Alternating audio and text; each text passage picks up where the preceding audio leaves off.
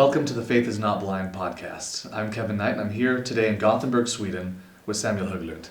Samuel, thank you so much for being with us. Thank you.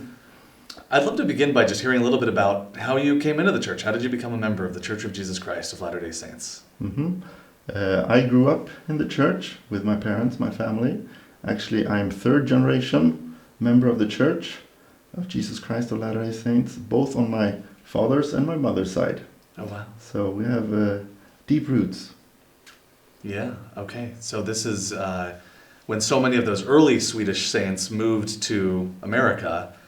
You're kind of that group. You're from that group that was among the first to stay and really build up the church in Sweden. So Yes. a lot of proud, both Latter-day Saint and Swedish heritage there in building the foundation of the church. So you grew up in the church. Excuse me. Were you kind of on? Was it a foregone conclusion that you were going to stay part of the church? Like how did you? When you come from that kind of pioneer early church heritage, it can sometimes feel like that decision might have been made for you. You were on the path. What was that like for you to in the back of your mind know that you came from multiple generations of the church? Actually, I think you're right. That is probably it was a path set for me that I would be in the church and remain in the church. But I never had a problem with that. I see myself as a sort of a deep thinker. So I think a lot. Don't communicate that much or well, I think. So this is a little uncomfortable or challenging for me. But as a thinker, I always thought about the principles that I was taught and grew up in this good environment where so much good existed. And I soon realized that all the things that I heard or were taught were good. So I did not have a problem at all with being part of something that's good. Okay. So I think from very early on, I knew I was going on a mission. And the ward I grew up in, I think at the time when I was young or youth, was really strong.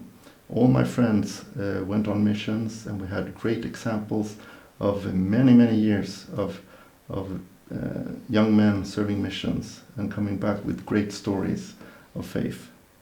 So I feel a little bit like I'm reading a book or hearing a story or watching a movie where I'm like on the edge of my seat waiting for then what happened. Yeah, exactly. It almost seems so perfect. Did anything ever happen? Have you ever felt that foundation start to crack or to shake or to waver in any way? Yes, it was in 2011 that I got my real challenge of faith.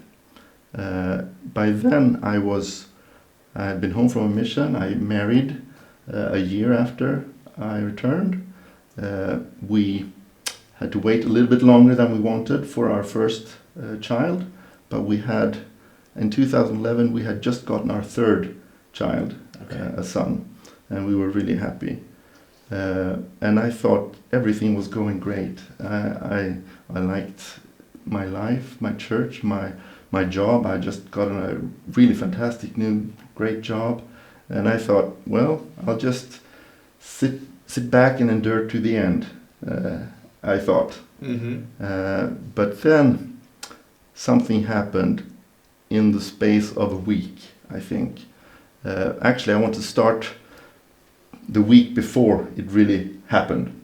The week before we met together. We have a group of friends that often meet maybe once or twice a year, not as much as we want to, but we're sort of childhood friends that meet, and we're all in the church, and we live different places now, but sometimes we get together and share our life with each other.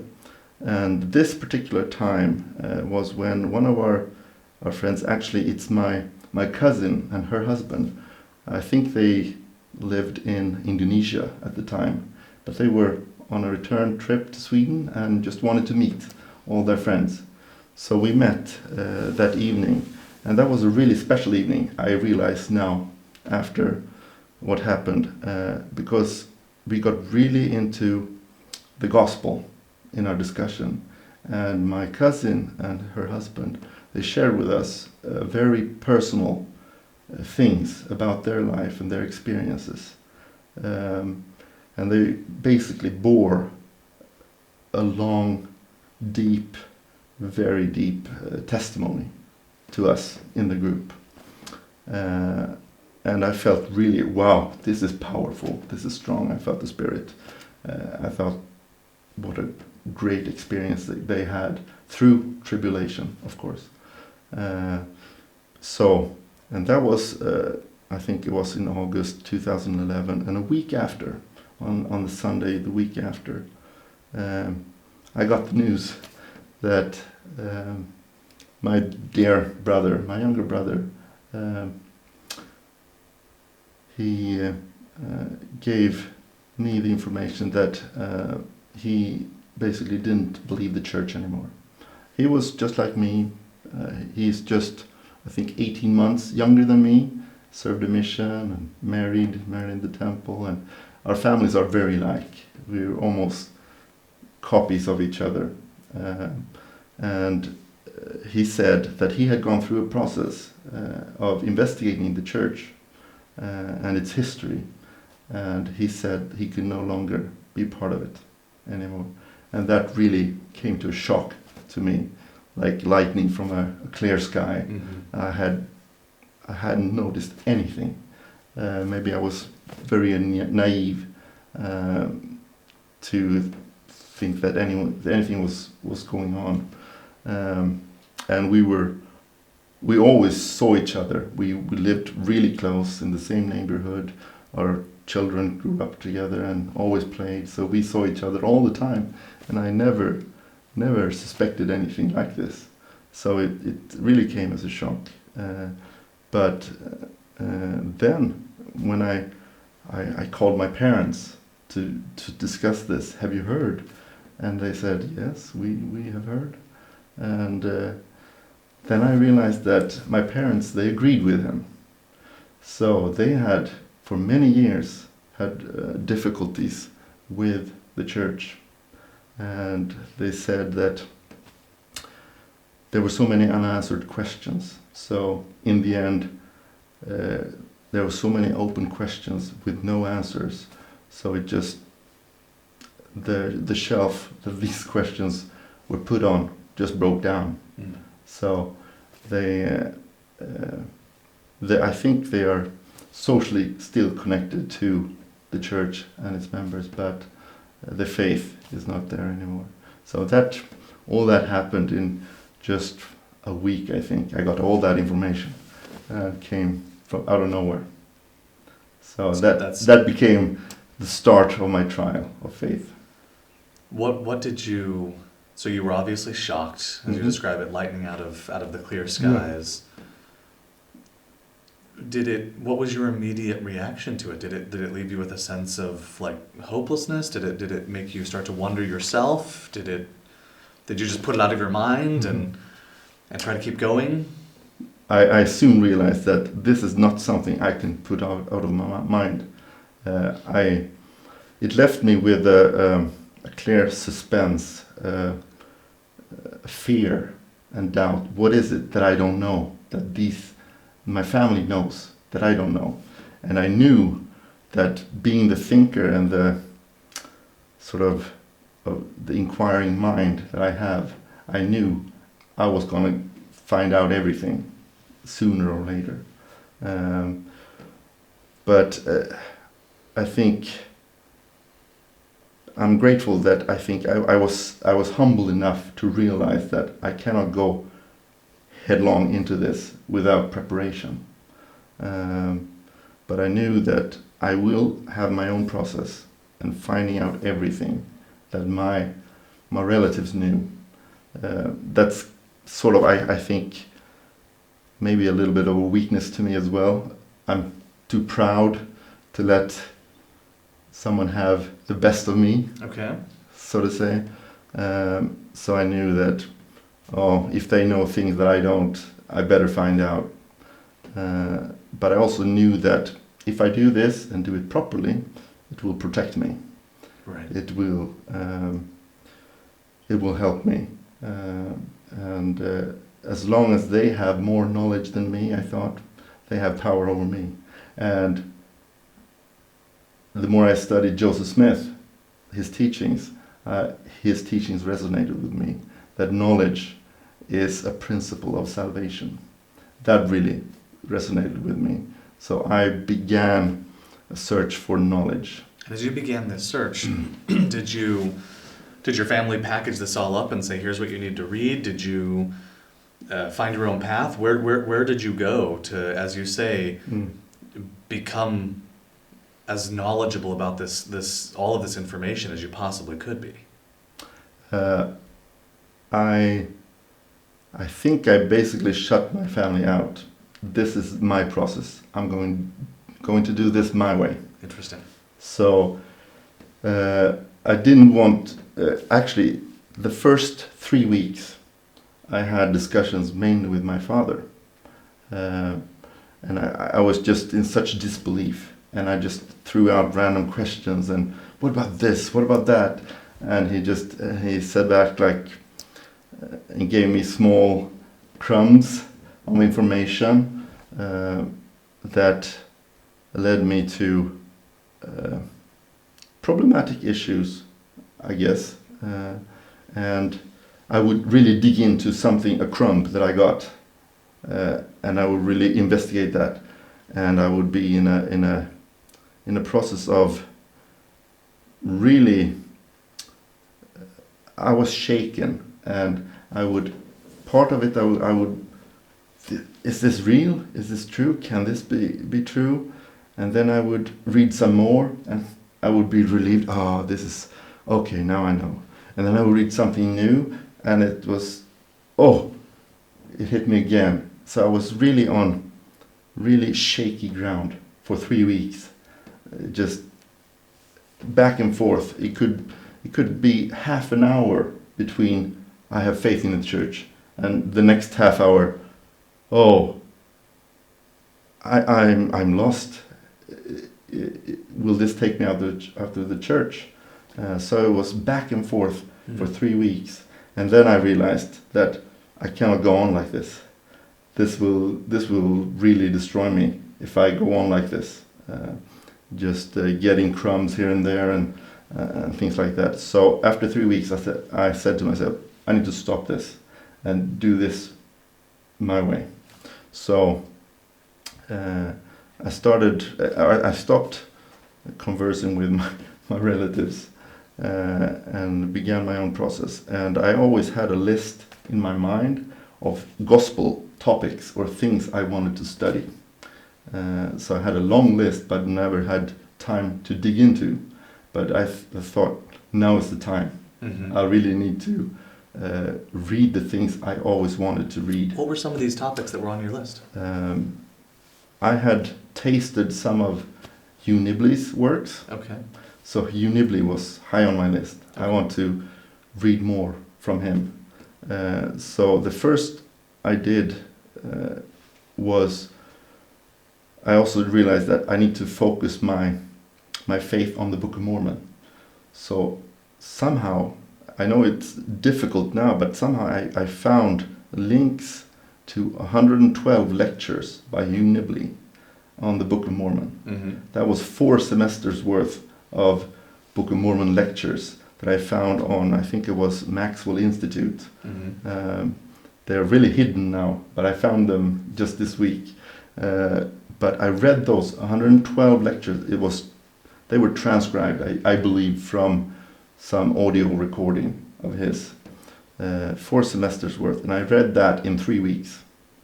So I studied 4 semesters worth in 3 weeks, and that just boosted my testimony of the Book of Mormon so much. So I felt that, I've gained some solid ground now. But I didn't stop there. I think I next delved into, of course I read a lot of his his books on the Book of Abraham, and how he addressed criticisms on the Book of Abraham. Criticism that can be very potent, but I found unibly to be such a reassurance and solidified my faith in the Book of Abraham as well. I then read a lot of his other writings, Lehi in the Desert, the Temple and the Cosmos. I really became fascinated with the teachings of the Temple. And then I noticed that a lot of criticism is pointed at Brigham Young. So I thought, I need to learn more about Brigham Young. So I found a great resource on the internet which had a lot of Brigham Young's lectures or sermons in chronological order. So I started with the first one and just read through them all. And I don't know how many they were, but I feel like I probably read over 100 sermons by Brigham Young by the time I was finished. And that just gave me a whole new perspective of Brigham Young and the early church, and their situation. And I found that I agreed with so much he was teaching. He was speaking to a fellow convert most of the time. And partly because I was interested in Brigham Young was I became aware of the criticisms of the Adam God theory that Brigham Young had. So I wanted to learn more about that. What did Brigham Young really say? So as I read through these hundreds of sermons, I always, when he said anything about Adam or Eve, my ears just shut up, and I took notice, and I recorded everything I found that he had said. So there's a few things that are jumping out at me, themes that I'm seeing in your story. The first is you wanted to chart your own course here. Yeah. You wanted to know for yourself, which is very interesting. It's very much the path to conversion. It just happens that it came later in your life and 3 generations into your family's membership in the church. The second is that you were incredibly studious. I mean, there were no shortcuts to this. You were reading hundreds and hundreds of documents and talks and hundreds of hours, I'm sure, of effort over a pretty concerted period of time. The third is that you were often going directly to the source. So when you wanted to know about Brigham Young, rather than going to digests or summaries of historians' perspectives on Brigham Young, you went and read Brigham Young's words. And the fourth is that this entire exercise strikes me as highly intellectual. We sometimes hear, and that resonates a lot with me, I think that sometimes we're quick to say, well, it's faith. So you just have to believe, like you have to listen to your heart. And yet in the Doctrine and Covenants, the Lord told us that he would tell us in our mind and our heart. And in fact, he said mind first. But what role did the heart play in your navigating and studying and intellectualizing and digesting mentally all of this stuff? I think it's great when it says in the scriptures to study by learning, but also by faith.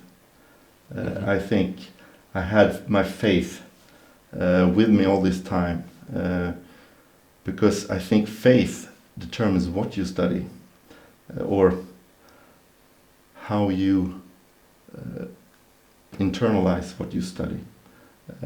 I think I've come to realize that you will find what you seek. The scriptures tells us or commands us to seek, and you shall find. And so I believe that you can seek for almost anything and find it. So if you want to find great faith and seek after it, you will find it. But if you will seek after your doubts or seek after faults, you will find it. So that's, I think, what I realized. I hope that during this process, I think over the last, since 2011, my mind has opened so much to new possibilities and to new that there are room for things that I have never thought before.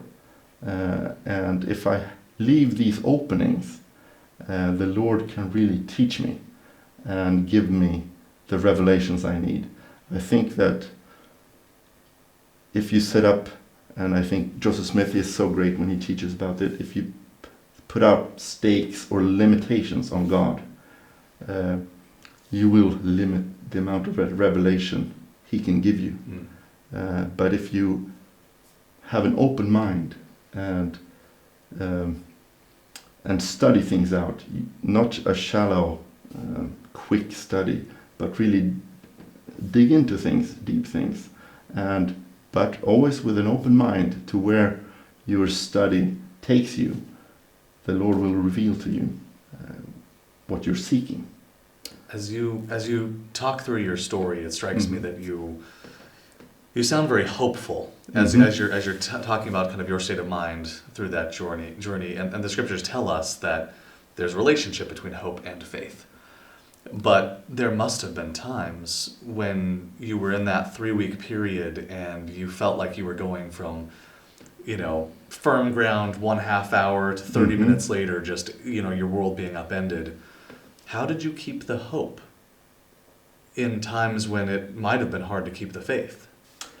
That's a great question. Actually, that's why I started the week before, when I mentioned the group that came together, our friends, and we really got served a great testimony. That was the testimony that I held onto for 3 weeks. Not my own testimony. It's curious how everything I'd learned for, I think, was it 33 years, something like that, 34 years, it just vanished. It was like it didn't matter. But the one thing that was fresh in my mind was that testimony from a week before. From friends. Yeah, from friends that kept me floating. It was their testimony. That gave you hope. Yeah. So I feel so blessed that the Lord really, he knew what was coming, and he wanted to protect me in a way, but he also wanted me to have this experience. I think that is so interesting because so many of us who are multi-generational members of the church initially established our testimonies as an extension of our parents' testimonies. And in this case, your parents told you they no longer had a testimony, must have called into question the very foundations of your own testimony, but this is a poignant reminder of why we worship together, right? And how sometimes those words that we will hold on to that will give us hope as we navigate challenging and trying times, sure, sometimes they'll come from parents and sometimes they'll come from spouses, sometimes they might come from children, but sometimes they might come from friends or apostolic voices or the scriptures. And that's a powerful reminder. Thank you so much, Samuel. Thank you.